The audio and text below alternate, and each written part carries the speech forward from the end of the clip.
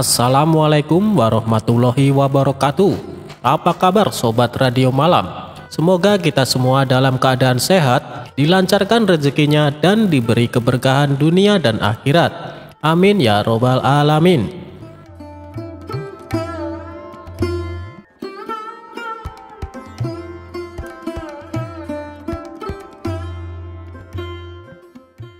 Diceritakan ada dua orang yang hidup bertetangga. Rumah mereka berdekatan satu sama lain. Akan tetapi, dua orang ini sangat bertolak belakang. Satunya adalah wanita pelacur, sedangkan satunya lagi adalah orang yang terkenal alim. Orang alim ini sangat disegani oleh masyarakat. Ia rajin beribadah dan senantiasa bersikap bijak dalam menangani masalah. Tak heran bila banyak orang yang datang untuk meminta nasihat ataupun sekedar meminta doa darinya. Namun, di balik kealimannya itu, orang tersebut selalu memandang hina dan berburuk sangka kepada tetangganya yang berprofesi sebagai pelacur. Wanita pelacur itu pasti selalu melakukan perbuatan mesum. Itulah yang selalu terucap di hatinya setiap kali ia memandang rumah tetangganya tersebut. Prasangka buruk itu selalu terlintas di benaknya apabila dia teringat akan si pelacur tersebut. Prasangka itu sudah merasuk ke dalam jiwanya, sehingga dia sangat membenci dan merasa jijik kepada tetangganya yang berprofesi sebagai pelacur itu. Ingin rasanya dia mengusir si pelacur dari samping rumahnya. Namun, karena dia sangat dikenal masyarakat sebagai orang yang bijak dan adil dalam mengambil keputusan, ia pun enggan melakukannya. Karena ia takut dinilai masyarakat bahwa dirinya tidak bijak dalam mengambil keputusan. Sedangkan si wanita pelacur tetangganya itu, setiap kali melihat rumah orang alim tersebut, hatinya selalu bergejolak dan bergetar. Penyesalan dan tangisan yang mendalam selalu tersimpan di hatinya. Dalam batinnya si pelacur selalu berkata, "Betapa mulianya engkau, wahai orang alim. Engkau adalah hamba yang alim dan bijaksana, sementara aku, hidupku berkelimang dengan lumuran dosa. Engkau adalah orang yang disegani dan dihormati oleh masyarakat. Banyak orang dari berbagai penjuru berkunjung ke rumahmu menimba ilmu, serta memohon doa restu darimu.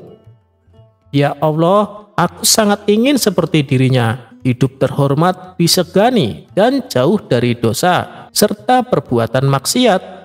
Ya Allah, tunjukkan aku pada jalanmu yang benar, mudahkanlah keinginanku ini, dan janganlah engkau biarkan aku dalam keadaan tersesat seperti ini." Batin si pelacur selalu berbisik kepada Allah. Demikianlah yang terlintas di hati si pelacur setiap kali si pelacur menatap rumah tetangganya yang alim. Ia senantiasa berprasangka baik dan berdoa untuk tetangganya. Namun sebaliknya, orang alim tersebut selalu berprasangka buruk kepada si pelacur. Bahkan semakin hari, ia semakin geram dan semakin benci kepada tetangganya yang pelacur itu. Singkat cerita, tibalah hari pembalasan. Orang alim tersebut diseret oleh malaikat ke pintu neraka. Dia pun protes kepada malaikat, "Kalian pasti salah, coba buka kembali catatan amal dan ibadahku selama ini." Malaikat pun membuka dan membacakannya. "Memang benar, engkau tercatat sebagai orang yang soleh dan alim. Buku ini penuh dengan catatan amal dan kebaikanmu. Tetapi satu hal yang membuat Allah murka dan tidak ridho kepadamu. Engkau selalu melihat orang lain dengan prasangka burukmu, terutama kepada tetanggamu yang seorang pelacur. Kamu selalu melihatnya dengan penuh kebencian dan tanpa belas kasihan sedikit pun. Lupakah engkau bahwa Allah yang menciptakan surga dan neraka, dan Allah yang lebih berhak menentukan hambanya ditempatkan pada surga atau neraka?" Sementara itu, di sisi lain si pelacur yang tetangganya orang alim tadi justru diantarkan malaikat menuju pintu surga. Ia pun heran, lalu bertanya kepada malaikat, "Apakah kalian tidak salah dalam membaca catatan amal ibadahku? Sepertinya aku tidak tepat ditempatkan di surga. Bukankah saya lebih banyak berbuat dosa dan maksiat selama di dunia?" Lalu malaikat menjawab, "Memang benar, catatanmu selama ini selalu berbuat maksiat dan berbuat dosa. Namun ada satu hal kecil yang nampaknya sepele tetapi sering diabaikan manusia. Justru itu yang membuat Allah ridho dengan perilaku hambanya. Engkau selalu menaruh harapan yang baik kepada Allah dan selalu berprasangka baik terhadap sesama manusia, terutama kepada tetanggamu yang orang alim itu. Engkau selalu mendoakan dan selalu berprasangka baik terhadapnya. Ketahuilah, Allah yang menciptakan surga dan neraka, dan dialah yang berhak untuk menentukannya."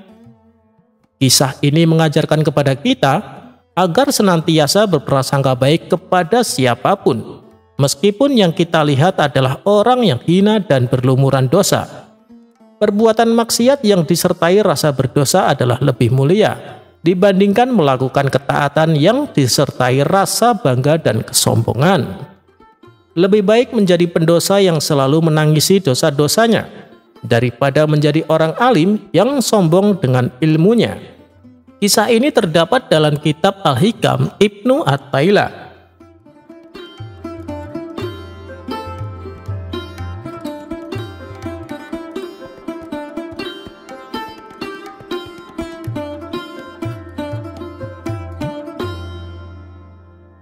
Suatu hari, saat Abu Nawas sedang duduk di depan rumah, tiba-tiba datang seorang wanita mengadukan nasibnya kepada Abu Nawas. Dengan menangis terisak-isak, si wanita menceritakan masalahnya. "Suamiku di penjara, Tuan Abu, padahal dia tidak melakukan kesalahan," ucap si wanita. "Memangnya suamimu kenapa? Kok sampai di penjara?" "Suamiku petani yang miskin, tapi oleh Menteri Istana, dia disuruh membayar penuh pajaknya. Tentu saja kami tidak mampu. Lalu suamiku meminta keringanan supaya bayarnya setengah saja, tapi sang menteri menolaknya. Ia malah menuduh kalau suamiku menentang perintah raja. Akhirnya suamiku dimasukkan ke penjara," kata si wanita menjelaskan. "Oh, jadi itu masalahnya. Baiklah ibu, saya akan membantu supaya suami ibu dibebaskan dari penjara," balas Abu Nawas. Maka Abu Nawas pun membuat siasat supaya dirinya bisa bertemu dengan Baginda Raja untuk mengadukan masalah ini. Pada esok harinya, Abu Nawas sengaja membuat gaduh kota Baghdad dengan ucapannya, baik di pasar maupun di dalam keramaian. Ia selalu meneriakkan kata-kata yang sama. "Hei kalian yang suka menyuruh orang sholat, ketahuilah perbuatanmu itu salah dan berdosa. Dan ketahuilah juga, mendoakan orang mati itu perbuatan jahat dan sesat." Akibat perkataannya ini tentu saja membuat masyarakat menjadi geram. Ada pula yang menganggap bahwa Abu Nawas sudah gila. Pernah ada salah satu warga yang menghardik Abu Nawas. "Hei Abu Nawas, justru kamu yang sesat dan gila. Jangan pengaruhi orang untuk mengikuti ajaranmu." Namun Abu Nawas hanya tersenyum dan pergi meninggalkannya. Begitulah seterusnya, ia terus menggaungkan ucapannya itu dimanapun tempat ia berada. Karena sudah jengkel dengan ulah Abu Nawas ini, para warga sepakat untuk menangkap Abu Nawas dan dibawanya ke istana.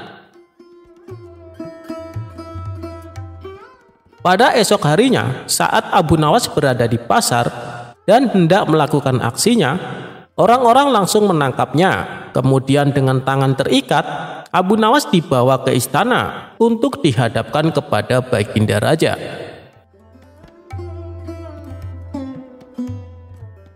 Melihat ramai orang berkumpul, Baginda Raja pun bertanya, "Ada apa ini? Kenapa kalian mengikat tangan Abu Nawas?" tanya Baginda Raja. Mereka pun lalu menceritakan perbuatan Abu Nawas yang telah membuat gaduh masyarakat. Mendengar pengaduan mereka, Baginda Raja pun langsung naik pitam. "Hei Abu Nawas, benar kamu berkata demikian?" tanya Baginda Raja emosi. "Benar Paduka yang mulia," jawab Abu Nawas seolah tak bersalah. "Kurang ajar kamu ya, kamu telah melukai hati umat Islam dan kamu harus dihukum dengan berat," bentak Baginda Raja. "Memangnya salah saya apa Paduka? Bukankah perkataanku itu benar?" protes Abu Nawas. "Jelas salah dan kamu pantas dihukum mati," balas Baginda Raja. "Coba Paduka tunjukkan di mana letak kesalahan perkataan saya," tanya Abu Nawas berkilah. "Bukankah kamu mengatakan menyuruh orang salat itu perbuatan dosa, sedangkan sholat itu kewajiban umat muslim? Bahkan ketika kita bekerja pun, ketika waktu sholat tiba, kita harus meninggalkan pekerjaan untuk menunaikan sholat. Dan orang-orang yang mengumandangkan azan, mereka itu mengingatkan kita dan menyuruh kita untuk sholat. Dengan perkataanmu itu, secara tidak langsung, kamu menuduh mereka yang azan adalah perbuatan dosa," jawab Baginda Raja bertambah emosi. "Sabar dulu Paduka yang mulia, yang saya katakan menyuruh orang sholat, bukan menyuruh orang untuk sholat. Bukankah berdosa menyuruh orang sholat? Kalau mau menyuruh orang sholat, tunggulah sebentar hingga orang tersebut selesai sholatnya," ujar Abu Nawas menjelaskan. Baginda Raja terdiam. "Oh, begitu. Lalu bagaimana dengan ucapanmu yang mengatakan mendoakan orang mati itu perbuatan sesat dan jahat?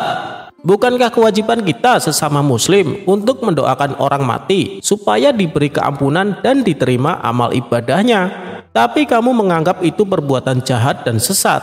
Justru itu adalah perbuatan baik yang bernilai ibadah Abu Nawas," ujar Baginda Raja. "Begini Paduka yang mulia, yang saya katakan mendoakan orang mati, bukan mendoakan orang yang sudah mati. Apakah dibenarkan mendoakan seorang mati? Lebih baik kita mendoakan yang baik-baik saja Paduka. Misalnya mendoakan orang supaya sehat, mendoakan orang supaya diberi rezeki yang halal. Jadi di mana letak kesalahan ucapan saya? Coba Paduka Raja tunjukkan," balas Abu Nawas. Seketika Baginda Raja langsung terdiam. Ia mulai merenungi ucapan Abu Nawas. "Ya, kamu benar. Tidak ada yang salah dengan perkataanmu. Tapi apa maksudmu berkata demikian di hadapan orang-orang?" tanya Baginda Raja. "Supaya saya ditangkap dan bisa bertemu dengan Paduka, karena ada sesuatu yang ingin saya sampaikan. Paduka telah keliru menilai seseorang hanya karena Paduka salah memahami, seperti Paduka salah memahami ucapanku barusan. Dan orang tersebut kini dipenjara Paduka atas perbuatan yang tidak ia lakukan," kata Abu Nawas menjelaskan. Mendengar itu, Baginda Raja langsung terkejut. "Siapa orangnya dan kenapa ia sampai di penjara?" tanya Baginda Raja. "Dia itu tetanggaku Paduka. Dia dipenjara karena dituduh melawan Paduka. Padahal yang dia lakukan hanya ingin mendapat keadilan atas nasibnya sebagai petani. Dia itu petani miskin yang tak mampu membayar pajak. Jadi dia minta keringanan supaya pajak yang dibebankan kepadanya dipotong 50%. Tapi permintaan itu dianggap sebagai menentang perintah raja," jawab Abu Nawas. Mendengar itu, Baginda Raja pun kemudian berkata, "Segera bebaskan orang itu dan bawa kemari menteri yang telah berbuat zalim kepada rakyatku," titah Baginda Raja kepada para pengawal. Akhirnya tetangga Abu Nawas pun dibebaskan, sementara menteri yang nakal tersebut langsung dipecat dan dipenjara.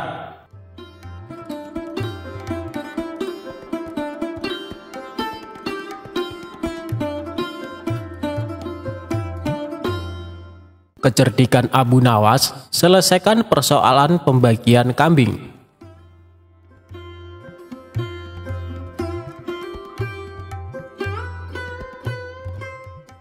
Suatu hari datanglah 3 orang desa menghadap Baginda Raja di istana.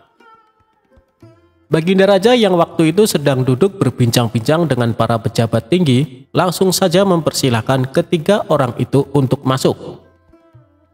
Setelah 3 orang itu membungkuk, salah seorang di antara mereka berkata, "Ampun beribu ampun Baginda, karena kami telah mengganggu perbincangan Baginda dengan para pejabat yang lain." "Tidak, kalian tidak mengganggu. Kami malah senang dengan kedatangan kalian. Memangnya ada apa kalian menghadapku? Adakah persoalan yang ingin kalian sampaikan?" "Begini Baginda, saya Ahmad mempunyai 2 ekor kambing betina. Zulfikar mempunyai 1 ekor kambing jantan, sedangkan Zubair tidak mempunyai kambing. Karena itulah Zubair yang setiap hari harus bekerja mengembalakan kambing.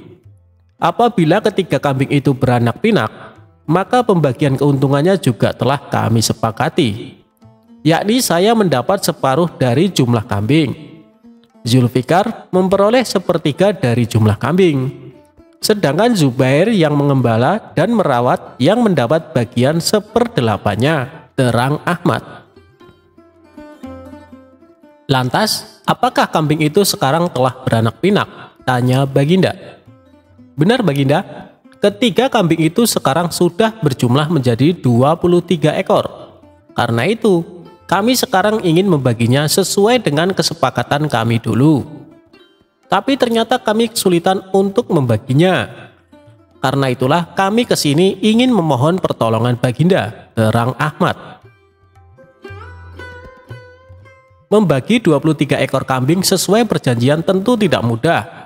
Bayangkan, bila Ahmad memperoleh pembagian separuh dari kambing-kambing itu, maka Ahmad sebenarnya mendapat bagian 11 ekor lebih setengah kambing. Sedangkan Zulfikar memperoleh pembagian 1/3, seharusnya mendapatkan 7 ekor lebih 2/3 kambing. Sementara Zubair mendapatkan 1/8-nya, yang berarti 2 ekor kambing lebih 7/8 kambing. Baginda Raja tampaknya berpikir keras untuk memecahkan masalah tersebut. Bahkan para pejabat yang hadir di tempat tersebut juga tak sanggup memecahkan masalah tersebut. Karena orang yang hadir di tempat tersebut tak ada yang bisa memecahkan masalah itu, akhirnya Baginda Raja terpikir untuk mengundang Abu Nawas yang cerdik untuk ke istana.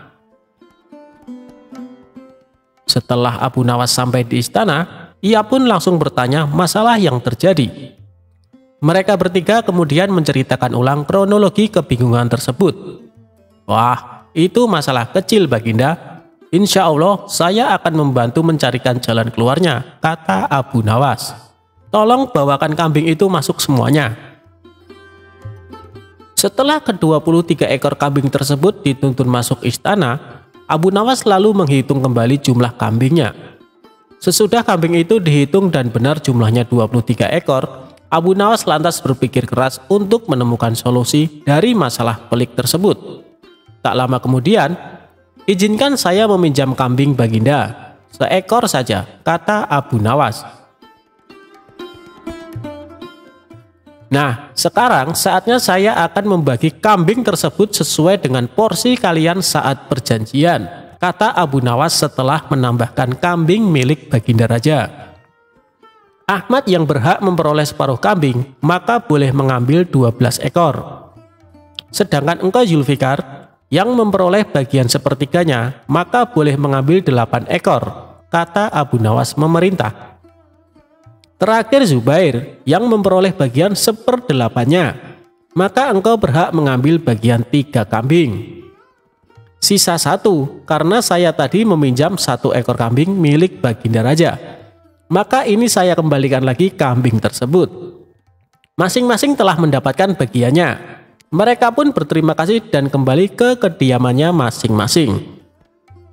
Perkara yang sulit itu akhirnya dapat ditemukan solusinya berkat kecerdasan Abu Nawas. Meskipun dalam hal ini ada yang dirugikan, namun mereka semua senang. Akhirnya Abu Nawas memperoleh hadiah uang emas dari Baginda Raja berkat kecerdikannya. Jika dicermati, ada yang salah atau kurang pas dari pembagian kambing tersebut. Coba seberapa telitikah sobat sekalian sehingga tahu letak kesalahannya.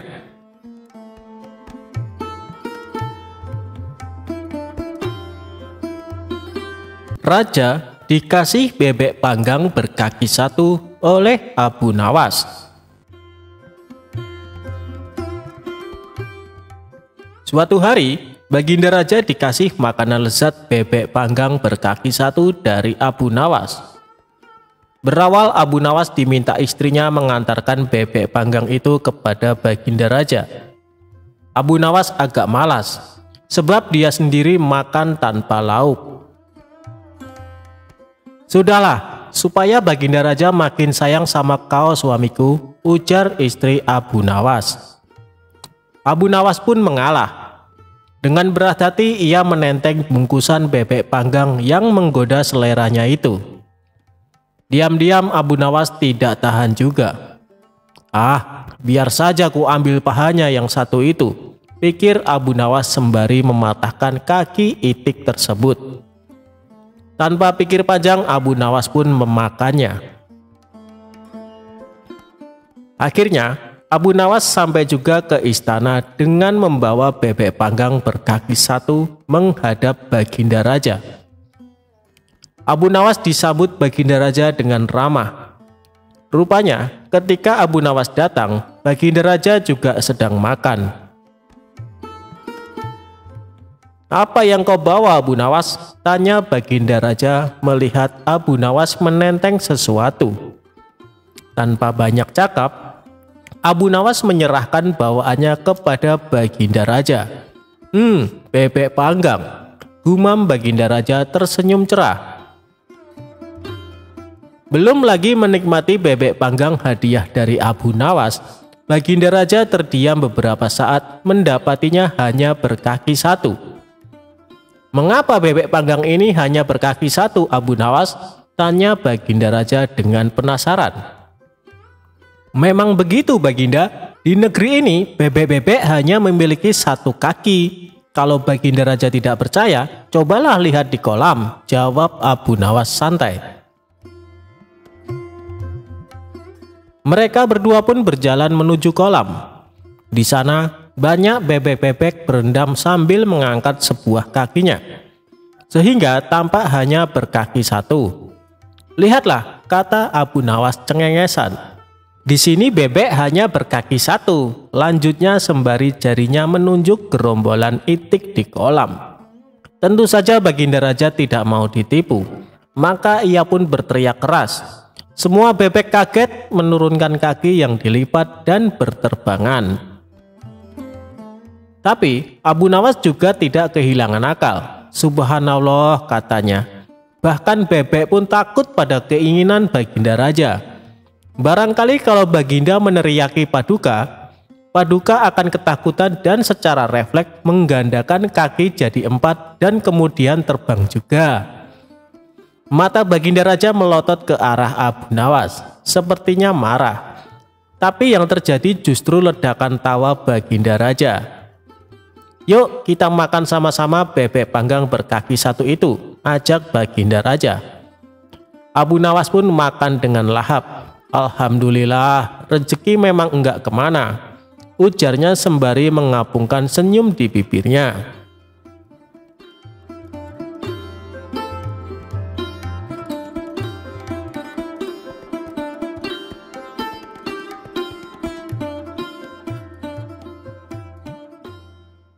Abu Nawas mengambil mahkota dari surga. Dikisahkan, pada suatu hari Baginda Raja menyamar menjadi rakyat biasa. Beliau ingin menyaksikan kehidupan di luar istana tanpa sepengetahuan siapapun agar lebih leluasa bergerak. Baginda mulai keluar istana dengan pakaian yang amat sederhana agar tidak terlihat seperti seorang raja oleh rakyatnya. Ketika raja sampai di sebuah perkampungan, beliau melihat beberapa orang berkumpul. Setelah Baginda mendekat, ternyata seorang ulama sedang menyampaikan kuliah tentang alam barzah. Kemudian ada pertanyaan dari seseorang yang datang dan bergabung di tempat itu. Ia bertanya kepada ulama tersebut, "Kami menyaksikan orang kafir pada suatu waktu dan mengintip kuburnya. Tetapi kami tidak mendengar mereka berteriak dan tidak pula melihat penyiksaan-penyiksaan yang katanya sedang dialaminya. Maka bagaimana cara membenarkan sesuatu yang tidak sesuai dengan yang dilihat mata?" tanya orang itu. Ulama itu berpikir sejenak, kemudian ia berkata, "Untuk mengetahui yang demikian itu harus dengan panca indera yang lain. Ingatkah kamu dengan orang yang sedang tidur? Dia kadangkala bermimpi dalam tidurnya digigit ular, diganggu dan sebagainya. Ia juga merasa sakit dan takut ketika itu, bahkan memekik dan keringat bercucuran pada keningnya. Ia merasakan hal semacam itu seperti ketika tidak tidur. Sedangkan engkau yang duduk di dekatnya menyaksikan keadaannya seolah-olah tidak terjadi apa-apa. Padahal apa yang dilihat serta dialaminya adalah dikelilingi ular-ular. Maka jika masalah mimpi yang remeh saja sudah tidak mampu mata lahir melihatnya, mungkinkah engkau bisa melihat apa yang terjadi di alam barzah?" kata sang ulama. Baginda Raja terkesan dengan penjelasan ulama itu. Lalu ulama itu melanjutkan kuliahnya tentang alam akhirat. Dikatakan bahwa di surga tersedia hal-hal yang amat disukai nafsu, termasuk benda-benda. Salah satu benda-benda itu adalah mahkota yang amat luar biasa indahnya. Tak ada yang lebih indah dari barang-barang di surga, karena barang-barang itu tercipta dari cahaya. Saking indahnya, maka satu mahkota jauh lebih bagus dari dunia dan isinya. Baginda makin terkesan. Beliau lalu pulang kembali ke istana. Baginda sudah tidak sabar ingin menguji kemampuan Abu Nawas. Baginda Raja memerintahkan menterinya untuk memanggil Abu Nawas ke hadapannya.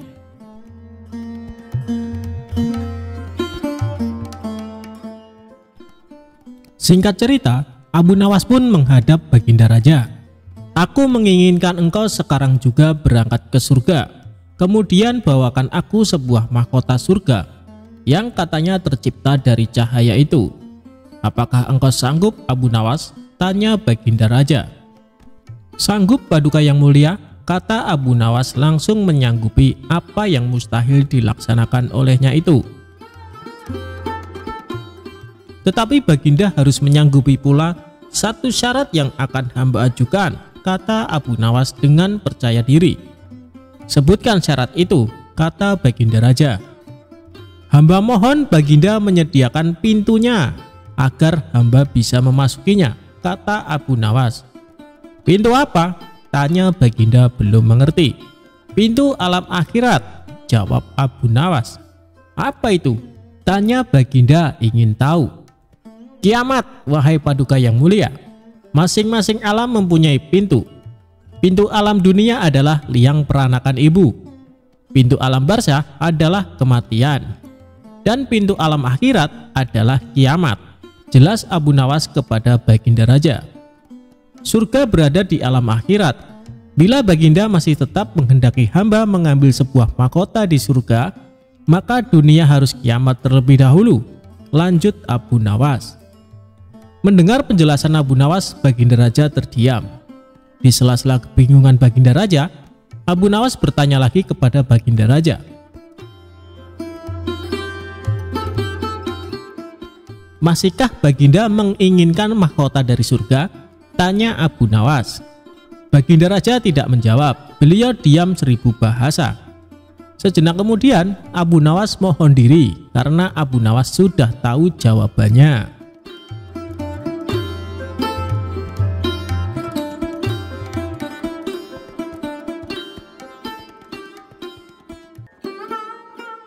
Dikisahkan Abu Nawas mempunyai tetangga baru, di mana tetangganya itu di halaman rumahnya terdapat pohon apel. Namun, yang membuat Abu Nawas kaget, ternyata tetangganya adalah penganut aliran lain, yaitu sebagai pemuja pohon. Setiap pagi dan sore, tetangganya tersebut memberikan sesajen makanan kepada pohon apel yang ada di halaman rumahnya. Suatu hari, saat Abu Nawas pulang dari masjid, ia merasakan keinginan untuk memakan buah apel. Tapi sayangnya, ia tidak punya uang untuk membelinya. Sedangkan kalau ia minta kepada tetangganya itu suatu hal yang mustahil, karena pohon apel tersebut dijadikan sesembahan oleh tetangganya. Dan saat ia melintas di depan rumah tetangganya tersebut, kebetulan tetangganya itu sedang memberikan sesajen makanan. Abu Nawas yang terkenal dengan sifat konyolnya segera menghampiri tetangganya tersebut. "Wahai kawan, pohonmu ini benar-benar tampak sangat lemas. Aku yakin pohon ini pasti sangat lapar," ujar Abu Nawas sambil memandangi pohon apel. Mendengar ucapan Abu Nawas, tetangganya kebingungan dan heran. "Hei Abu Nawas, bagaimana mungkin pohon bisa merasakan lapar? Dari mana kau tahu?" tanya tetangganya. "Tentu saja aku tahu. Bukankah selama ini sesajen yang kau berikan tidak pernah ia makan? Dan lihatlah, ada buah apel yang seharusnya dipetik namun tetap tergantung di sana.